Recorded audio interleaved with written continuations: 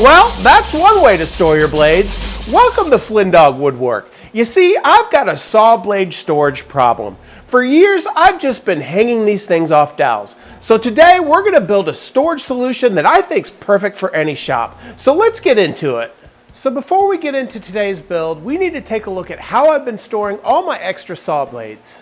And here they are. They're just dangling off my outfeed table. They're touching each other on the blades. And I actually used to have two of these, but one of the dowels broke off. And it's when that dowel broke and I heard all my blades crashing into the concrete floor that I knew I needed to come up with a better solution.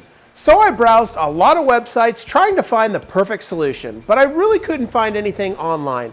And that's when I found a book that had a great solution. And my design is based on a design from this book here. This is Woodsmith's 200 shop-tested tips and techniques. I'll leave a link to this book in the description below. So let's take a look at what I found in this book and see if we can make one that will suit your shop. So this is the design that we're going to be basing this project on. As you can see from this picture here, this has got 6 drawers for blades. In my case, I'm only going to make 5. So let's get started and see if we can recreate this project. So the first thing that we need to do is to create some of these drawers, and we need to create a little seat for each one of these blades to fit into. Now I'm going to do this for my table saw blades, which are all 10 inches in diameter. Now in order to create the seats for these blades, I'm first going to take some hardboard and cut it into 12 by 12 squares. And in order to do this, I'm first going to cut off a little bit of this edge just to clean it up.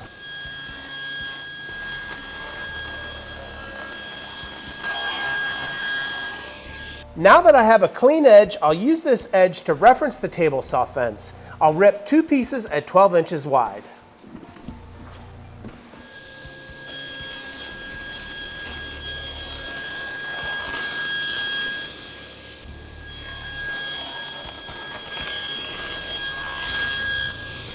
Now that I have my 2 pieces of hardboard cut into 12-inch strips, I'm now going to go over to the miter saw and cut these at 12-inch increments. So here I've got a little stop block placed at exactly 12 inches from the blade.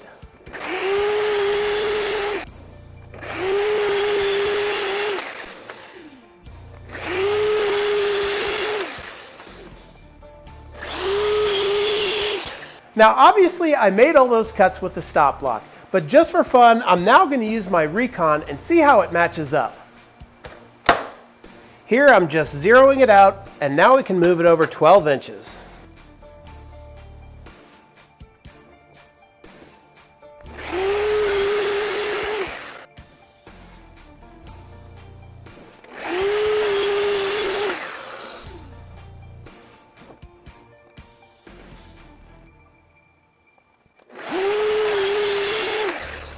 So here I have all the blanks that I just cut out, and by using the recon in combination with the stop block, there's no discernible difference from any of these pieces. So next up, I want to take one of these blanks and make a template.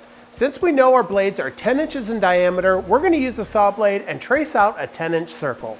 So our blades are going to sit directly in the center of this hardboard. So I want to find the exact center of this hardboard and then trace out a 10-inch circle around it.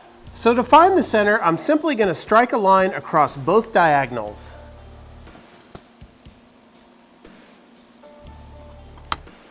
So now that we have the center point figured out, I'm now going to use one of my own hacks and tap a nail right in the middle. With that nail in place, I'll now extend my tape measure to 5 inches. Then I'll take a grease pencil and scribe out a circle.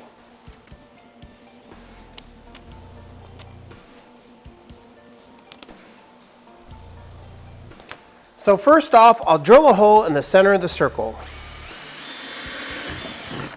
Now the next thing that we're going to do is to take the jigsaw and stick it into one of those holes and roughly cut out around the circumference.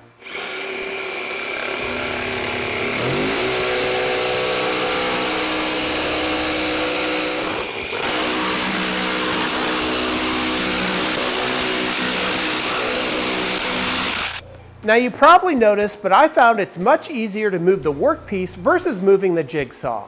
Now let's remove this interior and see how well the blade fits into that circle. And you can see it's just a little bit small, but that's okay because we're going to go over to the spindle sander and clean this up so that it fits perfectly. So obviously we don't need to remove a whole lot of material to get this blade to fit in the circle. So I'm just going to creep up on the circumference of that circle and then test it out to make sure the blade fits.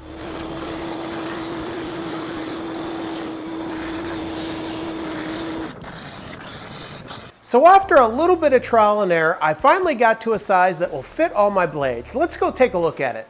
So here you can see our template comfortably fits on each blade. It will give each blade support, but isn't so tight you can't get your blade out. So now that we have that circumference right, we can use this as a template. I'm going to take some sandpaper and just smooth out some of that tear out, and then we can use some double-sided tape and a flush trim bit to cut out the rest. So now that we have our template sanded down, we'll now grab some double-sided tape and create the rest of these circles. So my intentions were to take this template and place it on another piece of hardboard, and then we take a flush trim bit to cut around the circumference of the circle. However, since this is 1/8 inch hardboard, I don't feel comfortable with the flush trim bit with that thickness of hardboard. So off camera, I made a secondary template, and I used my original template to make this template. This has got the exact same dimensions, only it's a little bit thicker, being 3/4 of an inch plywood. This thicker template will give me plenty of room to rest my bearing on the flush trim bit so that I can create those perfect circles. So let's attach this template to the hardboard. So what I'm going to do is to attach some double-sided tape to each edge of this hardboard. Then we can attach the template on top.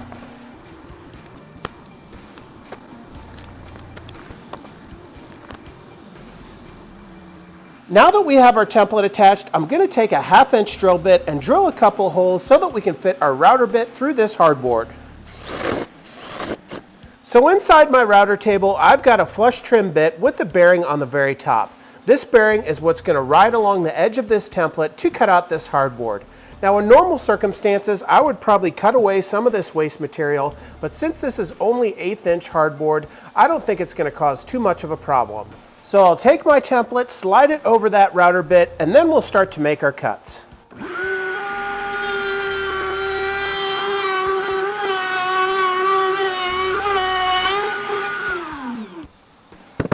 And just like that, I have a perfectly matched piece to our template. Now I need to create 4 more of these.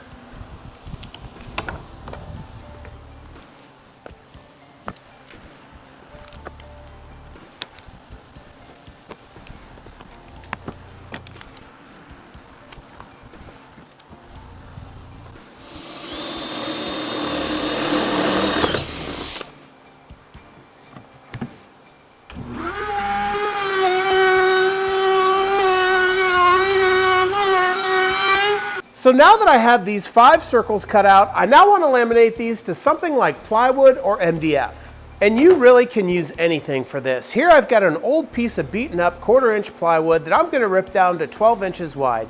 Then I'm going to take it over the miter saw and cut it to 12-inch pieces. And here over at the miter saw, I'm just going to try to get as many 12 by 12 pieces as I can.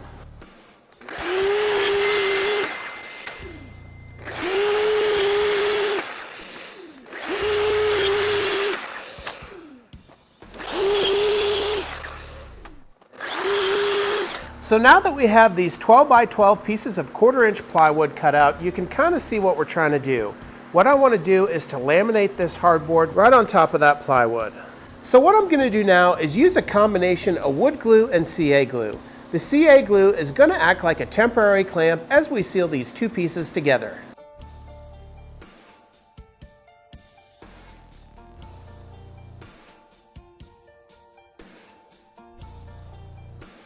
Now to add just a little bit of pressure to this, I'm just going to take some buckets of paint and put some weight on top of these pieces. So while we let those sleeves cure up, now let's start to make the box that those sleeves are going to go into. So in order to create the casing for these sleeves, I'm going to use a scrap piece of 3/4 inch plywood. Now the first thing that I want to do is to use the dado stack to cut some notches into this wood. It's these notches that we're going to slide our sleeves into. So what I have here is a 1/2 inch thick dado stack, and we're going to cut 5 dados along this workpiece, each a 1/2 inch wide.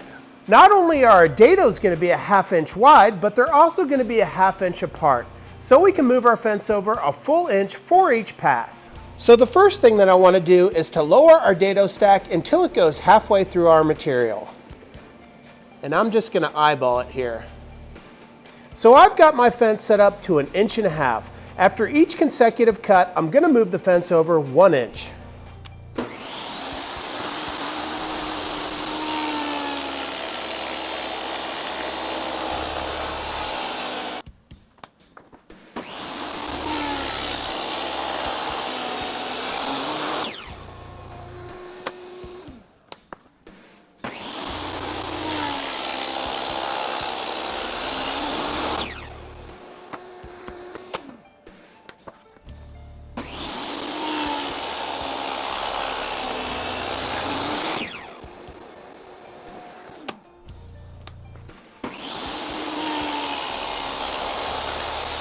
So here's a look at what we have. We have 1/2 inch dados, each separated by 1/2 inch.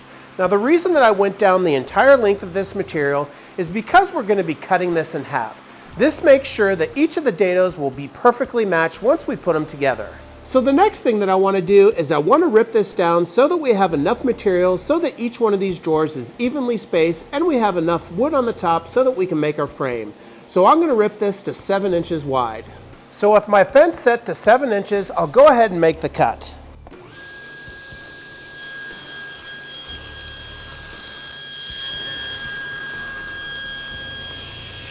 So now that we have this piece ripped down to size, I now want to go over to the miter saw and cut 2 pieces off this at 12.5 inches long.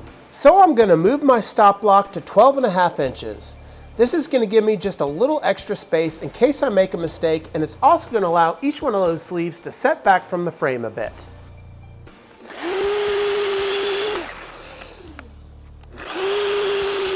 So here's a quick look at how those sleeves are going to fit into those dados.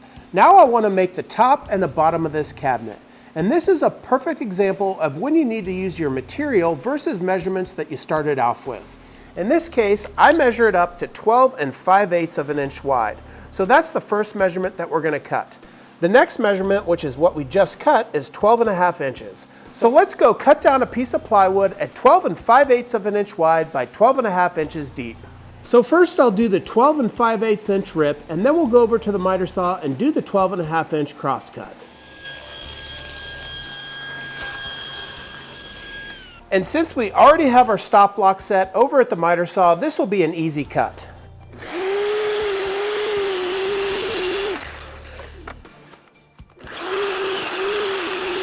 So here's a look at how it's coming together. Now I want to glue and tack the top and the bottom to these 2 side pieces.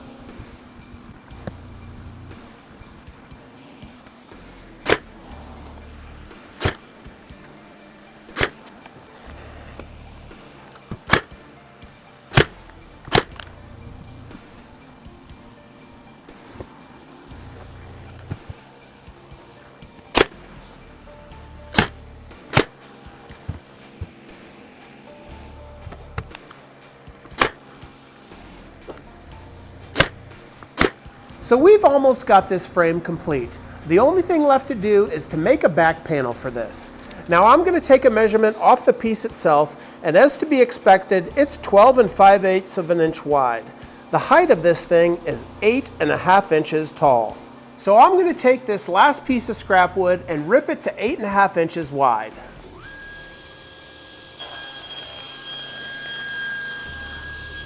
And we can once again use the stop block that we already had set up to make the cross cut. And now we'll simply glue and tack the back panel into place.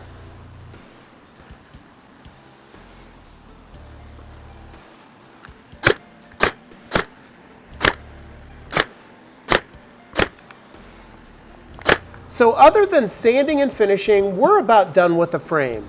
Now let's bring our attention back to the sleeves. I want to make these sleeves so that we can easily remove the blade and we can easily remove the sleeves from the frame. So in order to easily remove the blade, we need to have a 1-inch hole here so that we can stick our finger in to remove the blade.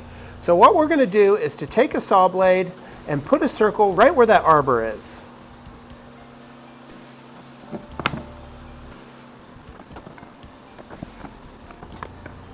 Now the next thing that I want to do is to make a marking on either side of these sleeves for little finger holes. These will make the drawers much easier to remove. So I'm just going to use my Polini pocket rule and make a marking from 1 inch from the side as well as the bottom. And I'll do this on both sides. This will give me a reference point for where to put my Forstner bit.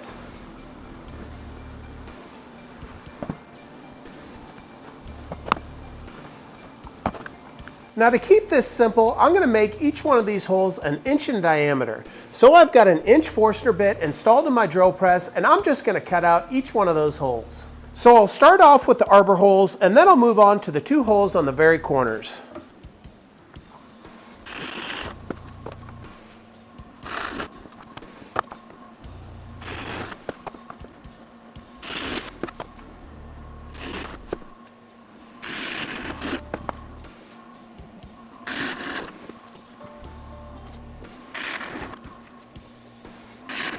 Well, that's about it for the sleeves. Now I can use that finger hole to easily remove the drawer, and now with the hole bored out in the middle, I can easily remove that blade with my finger. So I'm just going to do a little bit of sanding on this guy and spray a little bit of lacquer on the exterior of this storage unit.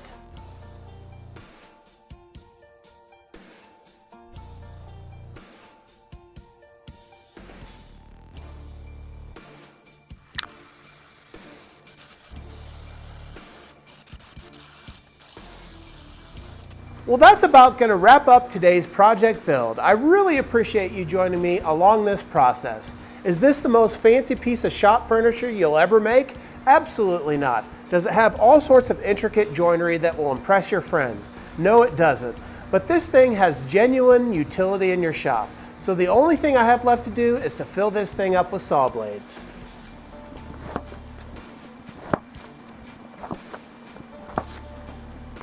Well, thanks again for joining me today on building this saw blade storage cabinet. If you haven't already, make sure you hit that subscribe button, leave a like, and leave a comment. It really truly does help out this small woodworking channel. Until next time, take care as always.